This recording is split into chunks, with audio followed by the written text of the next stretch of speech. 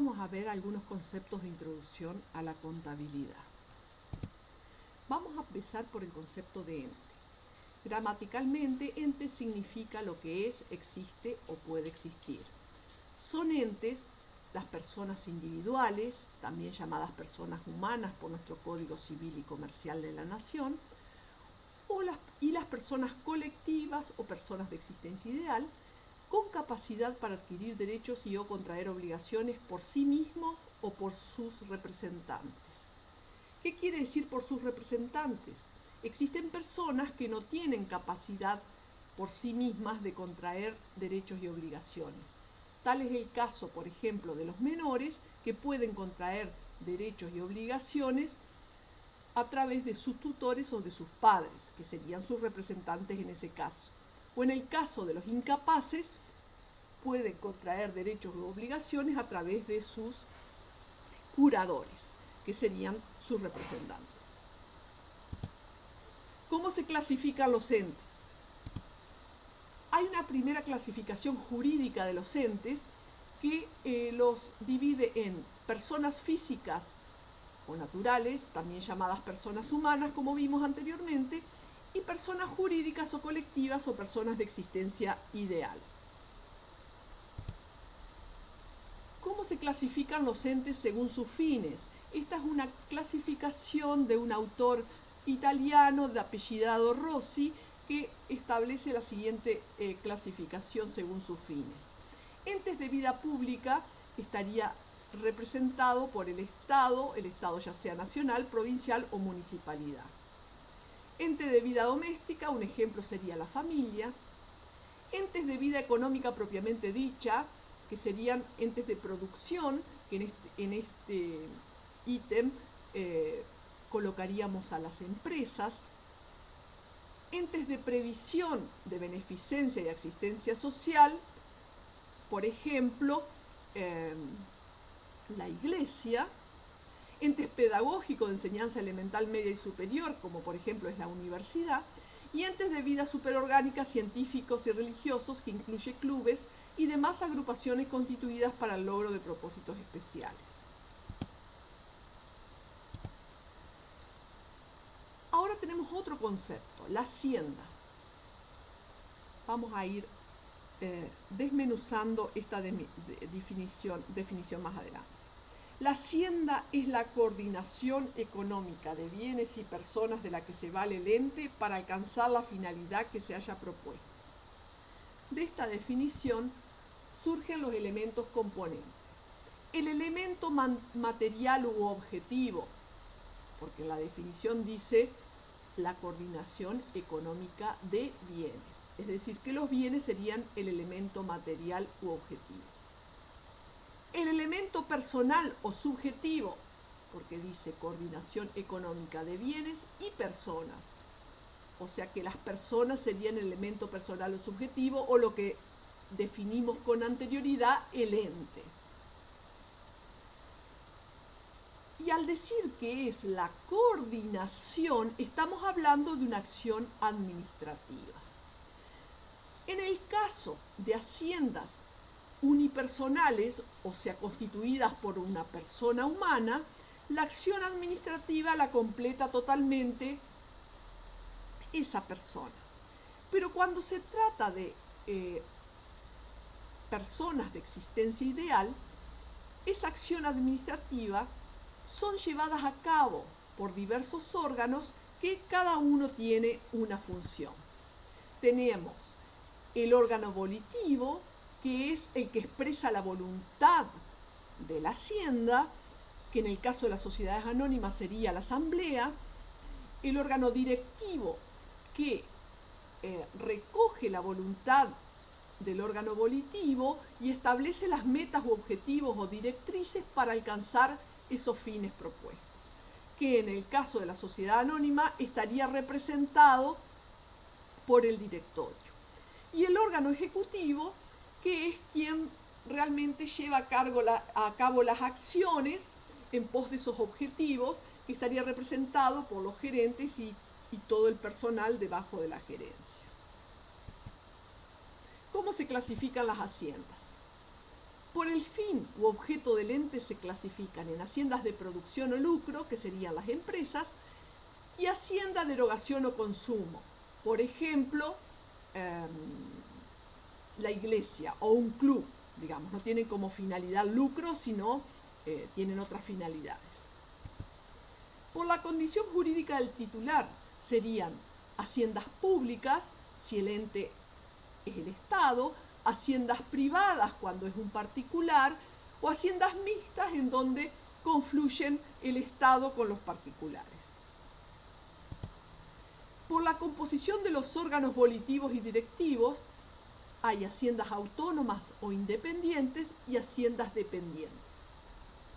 Haciendas autónomas o independientes es en la que en una sola persona confluyen las funciones volitiva, directiva y ejecutiva. Tal es el caso de las empresas unipersonales o las empresas llevadas a cabo por una persona humana. Es decir, que una sola persona realiza todas las funciones.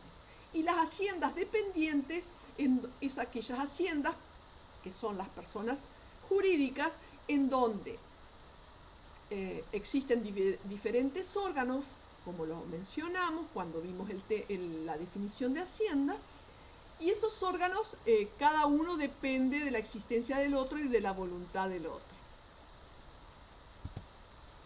Por la extensión y división del trabajo administrativo, haciendas simples, complejas, divisas o indivisas, eso dependiendo de cómo es la organización de la empresa, de si es centralizada o descentralizada, si tiene sucursales o no. Un nuevo concepto, el concepto de empresa. La empresa es toda hacienda lucrativa o de producción que tiene por finalidad la creación de una riqueza. Es decir, que la empresa es una hacienda con fines de lucro. ¿Cuál es el objetivo? El objetivo de las empresas es, desarrollando la actividad por la cual fueron creadas, generar utilidades para su posterior distribución entre sus integrantes o propietarios. ¿Cómo se clasifican las empresas? Según el objeto que tienen las empresas, pueden ser empresas de producción, industriales, comerciales, agrícolas, ganaderas, mineras, o empresas de servicios, bancarias, seguros, transportes, etc. Según el ente, pueden ser empresas unipersonales o sociedades comerciales. Según la capacidad económica, pueden ser empresas pequeñas, medianas o grandes. Y según la nacionalidad del capital, pueden ser empresas nacionales o empresas extranjeras. ¿Cuáles son las operaciones que realiza la empresa? La empresa realiza una serie de operaciones dentro de lo que se llama el ciclo productivo. El ciclo productivo de una empresa, y va a depender del ciclo productivo de qué empresa se trate, es el periodo de tiempo que va desde que se compran los insumos o materiales o los servicios necesarios para el desenvolvimiento de la empresa, se realiza todo el proceso y el periodo de tiempo termina cuando se cobra aquello que se ha vendido, ya sea un bien o un servicio. Entonces, la primera operación que se da dentro de ese ciclo operativo, es decir, el periodo de tiempo que va entre la compra de los insumos y el cobro de lo que hemos vendido, la primera operación es comprar. ¿Qué es comprar? Adquisición de materias primas, materiales, insumos, para incorporarlos al proceso productivo, si es una empresa industrial, o adquisición de mercaderías para venderlas en el mismo estado en que han sido adquiridas, si sería una empresa comercial que revende lo que compra. Gastar el sacrificio económico necesario para administrar la organización, es decir, cuando tiene que gastar en luz, en teléfono, en seguros, en todos aquellos gastos necesarios para llevar adelante la actividad de la empresa. Pagar, es decir, hay que pagar lo que se gastó y hay que pagar lo que se compró. Transformar es el proceso por el cual la materia prima se convierte en producto elaborado. Esta operación se da solamente en las empresas que son de tipo industrial. Vender, realización o venta de los productos, ya sea en el mismo estado en que se adquirieron o luego de su transformación. Y por último, cobrar, percepción de un ingreso de fondos y o valores provenientes de la venta. O sea que las operaciones son comprar, gastar, pagar, transformar, vender, cobrar. Y el lapso de tiempo que existe entre comprar, la primera, y cobrar, eso se llama el ciclo operativo. Ese ciclo operativo, el tiempo que dura ese ciclo operativo, depende de la actividad de la empresa. Puede ser que el ciclo operativo dure una semana, por ejemplo, uno compra a principio de semana y durante la semana vende todo lo que compra. O a lo mejor el ciclo operativo dura años, por ejemplo, si plantamos vid, cosechamos la uva, hacemos un vino y lo añejamos 5 años. Entonces, el ciclo operativo de ese vino es de 5 años. Periodo administrativo. En la contabilidad, a los fines de establecer hitos en los cuales podamos determinar los resultados que hemos tenido, si hemos ganado o si hemos perdido, y a la vez tener una exposición de todos nuestros bienes y deudas que tenemos, se presume que la empresa, su vida transcurre a través del tiempo. Pero ficticiamente ese tiempo de vida de la empresa lo hemos dividido en periodos administrativos. Consiste en el periodo de tiempo en que se divide la vida de la empresa. Ese periodo administrativo, o sea, esa división imaginaria que hacemos de la vida de la empresa, generalmente es de un año. Hay excepciones, pero le vamos a pedir que vayan al manual para ver las excepciones. Y el ejercicio económico es el conjunto de hechos económicos que se realizan dentro del periodo administrativo. O sea que la empresa, para llevar a cabo su fin, realiza una serie de hechos económicos. Ese conjunto de hechos económicos que se realizan dentro de ese periodo administrativo, que dijimos que generalmente es un año, es lo que se denomina ejercicio económico. Los recursos que usa la empresa son los elementos de distinta naturaleza que requiere la empresa para el desarrollo de las actividades que realiza.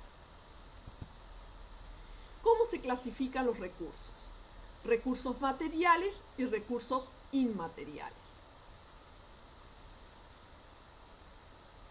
Estos recursos materiales e inmateriales, según el tiempo de permanencia, pueden ser de rápida movilidad o de lenta movilidad. Vamos a suponer, por ejemplo, en una empresa, la mercadería que se compra para venderla es un recurso de rápida movilidad. Uno está comprando y vendiendo continuamente. De lenta movilidad, vamos a suponer que es, por ejemplo, la camioneta que hemos comprado para hacer el reparto de nuestros productos. Compramos la camioneta y en el corto plazo no tenemos intenciones de venderla, sino que la mantenemos porque nos es útil para el objetivo de la empresa. Esa camioneta sería un recurso de lenta movilidad. Según la fuente de financiamiento, o sea, de dónde obtenemos esos recursos, pueden ser recursos propios o recursos de terceros. Todos estos recursos materiales e inmateriales son objeto de la contabilidad, del registro en la contabilidad. Y por otra parte, en la empresa tenemos los recursos humanos, que es la gente que hace posible que la actividad se lleve a cabo. Bueno, estos recursos humanos no se contabilizan.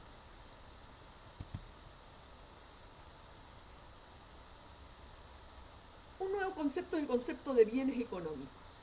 Son bienes económicos todos aquellos bienes, es decir, las cosas materiales e inmateriales, que cumplen con la condición de ser útiles para la satisfacción de necesidades del hombre y que además reúnen necesariamente todas las siguientes características. Es decir, que son cosas materiales e inmateriales que además son útiles. Y además de ser útiles, reúnen las siguientes características que ahora vamos a ver. Accesibilidad, es decir, que yo tengo que tener acceso a eso. El oro es un bien útil, ¿no? Ahora, si hay oro en Marte, ese no es un bien económico. Es una cosa que está en Marte, pero no es un bien económico.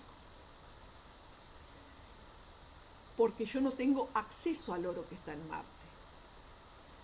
Otra característica es la permutabilidad, es decir, que se pueda cambiar un bien por otro, que tenga valor de cambio. Y la otra característica es la escasez, es decir, que sea un bien escaso. Digamos, por ejemplo, un bien superabundante no sería un bien económico. Un ejemplo de ese tipo sería, por ejemplo, el aire, ¿no? No, es superabundante, no es un bien económico. Clasificación de los bienes económicos. Clasificación jurídica. Se clasifican en bienes muebles, que son aquellos bienes que se pueden transportar de un lugar a otro sin modificar su esencia. Ejemplo de ellos tenemos, por ejemplo, una lámpara. Una lámpara es un bien mueble. Yo lo puedo transportar de un lugar a otro sin transformar su esencia. Los bienes muebles se clasifican en registrables y no registrables. Registrables son todos aquellos bienes muebles que necesitan ser inscritos en un registro. Tal es el caso de los automóviles, las motos, los navíos, los barcos. Es decir, si yo soy dueño de un auto, tengo que inscribirlo a su vez en un registro de la propiedad. Entonces los muebles se clasifican en los registrables y en los no registrables. Y los inmuebles son todos aquellos bienes que yo no puedo transportarlo sin modificar su naturaleza. Vamos a suponer una casa. Yo podría transportar una casa demoliéndola y llevando para otro lado todo el escombro. Pero si yo hago eso, cambio la naturaleza de una casa, deja de ser casa. Entonces, el inmueble es aquel bien que no se puede transportar porque si lo transporto modifico su naturaleza. Bienes por su naturaleza es la tierra, ¿no? Bienes por adhesión o accesión es todo aquello que está adherido a la tierra o está adherido a un edificio. Vamos a suponer, si yo digo, una ventana es un bien mueble porque yo lo puedo llevar de un lado a otro, pero la ventana que está puesta en el frente de mi casa forma parte del inmueble que es mi casa. Y por su carácter representativo, también se le llama inmuebles a los títulos de propiedad que avalan las propiedades de dichos bienes. ¿Cómo se clasifican los bienes económicos? La primera clasificación es económica, de consumo y de producción. O sea, los diferentes bienes económicos que dijimos, aquellos bienes que eran útiles, que eran accesibles, que eran escasos, pueden ser de consumo o de producción. De consumo son aquellos que yo los consumo. Por ejemplo, para una familia, los alimentos es un bien de consumo, se lo consume, lo gastan. De producción son los bienes que se utilizan para producir otros bienes. Por ejemplo, una máquina que teje medias es un bien de producción. Yo a través de esa máquina puedo tejer medias y vender las medias. Los bienes de producción pueden ser circulantes o corrientes o circulantes, y no corrientes o inmovilizados o de su uso permanente. Los bienes de producción o sea, todos aquellos bienes que van a ser utilizados en la producción son corrientes o circulantes, vamos a suponer, para un carpintero la madera con la que hace la silla. O sea que esa madera va circulando, hace la silla, vende la silla, por lo tanto esos son bienes de producción circulantes. No corriente sería la sierra del carpintero que ayuda a hacer la silla. Está inmovilizado, o sea que ese bien no va a circular. Clasificación administrativa. De propiedad plena o de propiedad parcial, según los límites a la propiedad. Un bien yo puedo tener la propiedad plena en donde yo tengo toda la propiedad del bien, o puede ser de propiedad parcial en donde yo comparto esa propiedad con otra persona.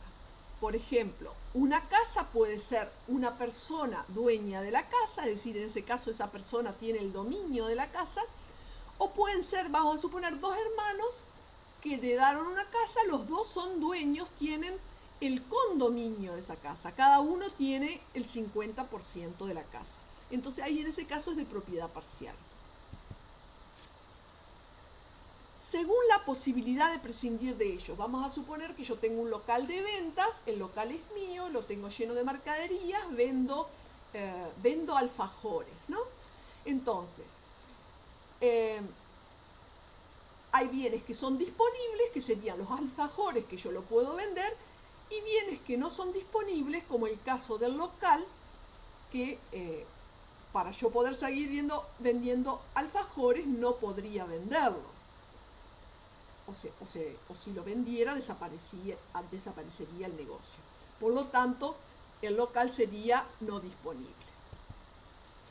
Según la posibilidad de fraccionarlos en divisibles o divisibles, si lo puedo fraccionar o no.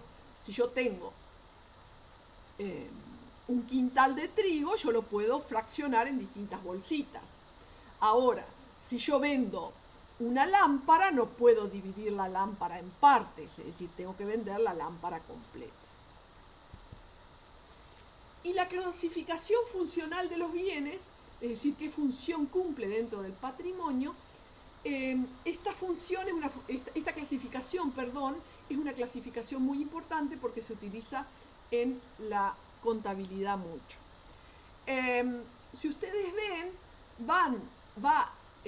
los tipos de bienes desde lo más disponible a lo menos disponible. Es decir, va de lo que es dinero o se puede convertir rápidamente en dinero, y en el último término tenemos lo que es más difícil convertir en dinero. Las disponibilidades, que serían el dinero y todos aquellos equivalentes en dinero que tienen un poder cancelatorio efectivo. Las inversiones son todas aquellas colocaciones que yo hago con el objetivo de tener una renta. Los créditos, que son las cuentas por cobrar. Los bienes de cambio, que son las mercaderías para la venta o los productos terminados si tuviera una industria. Los bienes de uso son todos aquellos bienes que yo uso en mi empresa. Y los bienes inmateriales son bienes no corpóreos que son utilizados también en la empresa, como por ejemplo, un ejemplo típico sería el caso de la marca. Y ahora vamos al concepto de patrimonio. Se llama patrimonio al conjunto de bienes, derechos y obligaciones pertenecientes a una empresa y que constituyen los medios económicos y financieros a través de los cuales la empresa puede cumplir su fin. O sea que el patrimonio, según vimos, volvemos para atrás con la filmina, está formado por el conjunto de bienes, derechos y obligaciones. Y con eso vamos a conseguir nuestros fines. Bueno, ¿cómo se compone el patrimonio? Por bienes y derechos, que es lo que se llama activo. Y las obligaciones, pasivo.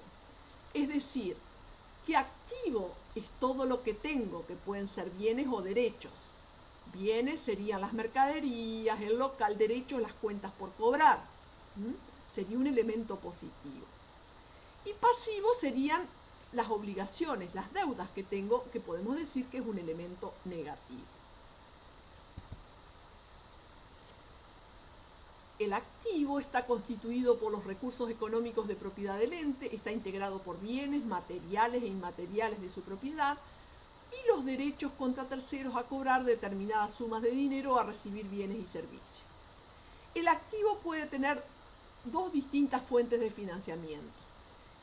El que proviene del aporte de los socios o los propietarios, patrimonio neto, y el que proviene del financiamiento que otorgan terceros que interactúan con el ente, pasivo.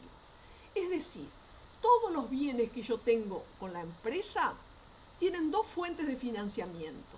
O los aporté yo o me los prestaron.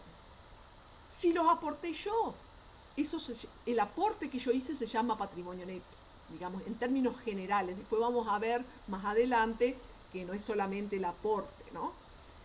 Y si me lo prestaron, es lo que se llama pasivo, que serían las obligaciones. Los activos se clasifican en activos corrientes y activos no corrientes. O sea, los activos habíamos dicho que eran los bienes y derechos que tenía la empresa.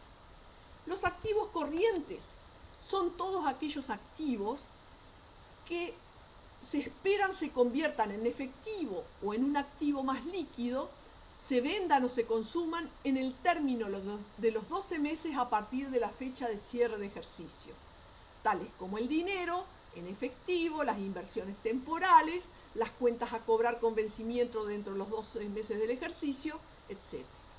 O sea que los activos corrientes son todos aquellos bienes que, una vez terminado el ejercicio, se piensan convertir en dinero o en algo más líquido dentro de los 12 meses posteriores. Y activos no corrientes son aquellos que no se convertirán en efectivo en el transcurso de los 12 meses contados a partir de la fecha de cierre de ejercicio. Es decir, que si se convierten en efectivo, lo harán con posterioridad a los 12 meses contados a partir de la fecha de terminación del ejercicio. Los pasivos, habíamos dicho que eran las deudas u obligaciones. El pasivo está constituido por las obligaciones ciertas, vencidas o no, determinadas o determinables, y por las obligaciones contingentes, asumidas en favor de terceros en relación a la entrega de sumas de dinero y de bienes o a la prestación de servicios. O sea, son las deudas, los pasivos son las deudas, obligaciones ciertas. O sea que son obligaciones ciertas, o sea que yo sé que las tengo la certeza de la deuda, vencidas o no, determinadas, que yo sé cuánto es el monto, o determinables, que yo sé que tengo la deuda, vamos a suponer que yo tengo una deuda en dólares, yo sé que tengo la deuda en dólares, una deuda cierta, pero la deuda en dólares vence dentro de un año. Entonces yo no sé a cuánto va a estar el dólar dentro de un año. O sea que yo en este momento no puedo decir cuántos pesos es la deuda que tengo. Digamos, va a terminar siendo la deuda que tengo. Como la contabilidad se lleva en pesos nacionales, esta deuda va a terminar siendo determinable a la fecha de vencimiento. O sea que al vencimiento yo voy a saber cuántos pesos voy a terminar debiendo. Mientras tanto voy a tener una evaluación provisoria que me la va a ir marcando la cotización de cada día que la considere. Y dice deudas determinadas o determinables y por las obligaciones contingentes. ¿Cuáles son las obligaciones contingentes? Son obligaciones que no son ciertas. Vamos a suponer que yo tengo un accidente de auto y rompo el auto de otra persona.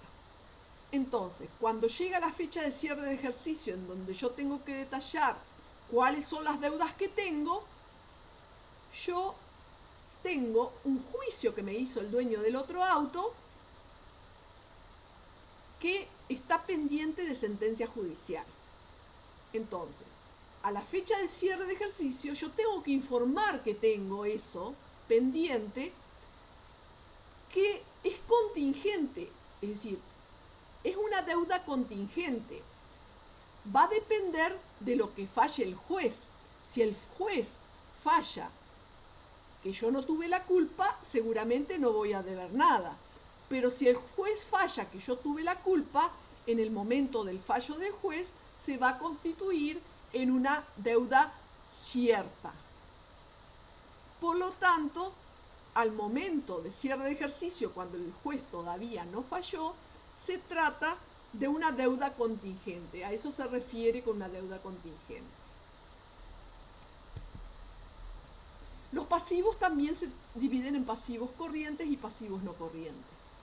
Pasivos corrientes son aquellos pasivos que son exigibles dentro de los 12 meses posteriores a la fecha de cierre de ejercicio. Y los pasivos no corrientes son aquellos que son exigibles con posterioridad a los 12 meses de la fecha de cierre de ejercicio.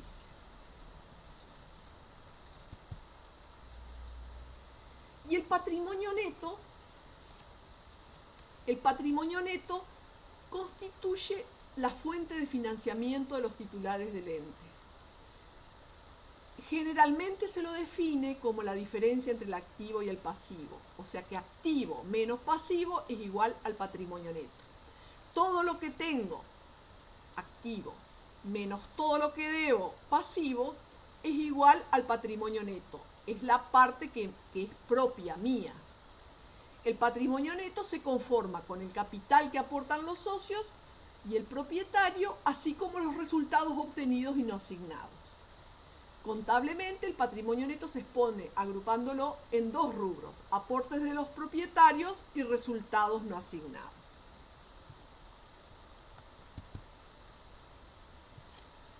Ahora que conocimos los tres elementos, podemos establecer la ecuación contable básica. Dijimos que activo menos pasivo es igual a patrimonio neto. Si hacemos pasaje de término, podemos decir que el activo es igual al pasivo más el patrimonio neto. Acá volvemos a decir, el activo, que son todos los bienes económicos que tiene la empresa o todos los recursos, es igual al pasivo más el patrimonio neto. El pasivo es lo que debo y el patrimonio neto es lo que es mío propio. Es decir, que todo el activo o lo debo o lo aporté o lo generé a través de las ganancias. Y acá tenemos la representación de la ecuación contable básica. El activo, por un lado, es igual al pasivo más el patrimonio neto. Fíjense que esto debe ser una igualdad. Esta ecuación es sumamente importante porque en esta ecuación se basa toda la contabilidad y el principio de la partida doble, que lo vamos a ver más adelante. Aquí ha terminado el video. Los invitamos a que lean el manual de introducción a la contabilidad, puesto que esto ha sido simplemente una visión resumida de los contenidos del mismo. Nos encontramos en el próximo video.